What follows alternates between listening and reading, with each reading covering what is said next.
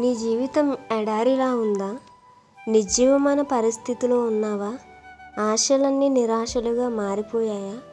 మరణమే శరణం అనుకుంటున్నావా? నిత్యం దుఃఖం, కన్నీళ్లతో శాంతి లేక ఉందా? ఇక నీకు ఎలాంటి మార్గం లేదనిపిస్తుందా? కొన్నిసార్లు మన జీవితంలో మనమున్న పరిస్థితికి అన్నీ వ్యతిరేకంగా జరుగుతూ ఉంటాయి. ఆ సమయంలో జనాలు కూడా ఇష్టం వచ్చినట్టుగా మాట్లాడేస్తారు.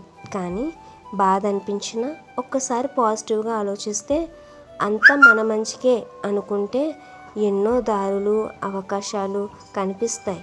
చాలామంది అదే సమయంలో అయిపోయింది నా లైఫ్ అని నెగిటివ్ ఆలోచనలతో జీవితాన్ని పాడు చేసుకుంటారు.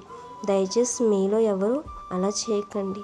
నీకు నూతనమైన జీవితం ఉంది యేసుక్రీస్తు ద్వారా. బైబిల్లో యోబు అనే ఒక వ్యక్తి ఉన్నాడు. అతను కూడా ఎప్పుడూ అనుకోలేదు తన 10 మంది పిల్లల్ని ఒక్కసారే కోల్పోతానని. కానీ ఆ పరిస్థితిలో కూడా దేవుణ్ణి స్తుతించాడు. తనకు తోడుగా ఉండాల్సిన భార్య కూడా దేవుణ్ణి దూషించి చనిపో అంది. అయినా యోబు ఓపికతో నిలబడ్డాడు. అన్నీ కోల్పోయినా దేవుణ్ణి విడిచిపెట్టలేదు. తన భక్తిని వదలకుండా నిరీక్షించాడు. చివరికి దేవుడు అతన్ని 2 ఆశీర్వదించాడు. ఒక్కసారి ఆలోచించు, యోబు మధ్యలోనే జీవితాన్ని ముగించి ఉంటే దేవుడు సిద్ధం చేసిన 2 ఆశీర్వాదాన్ని పొందగలిగేవాడా? అలాగే నీ జీవితంలో కూడా దేవుడు శ్రేష్టమైన ఆశీర్వాదాన్ని సిద్ధం చేసి ఉంచాడు.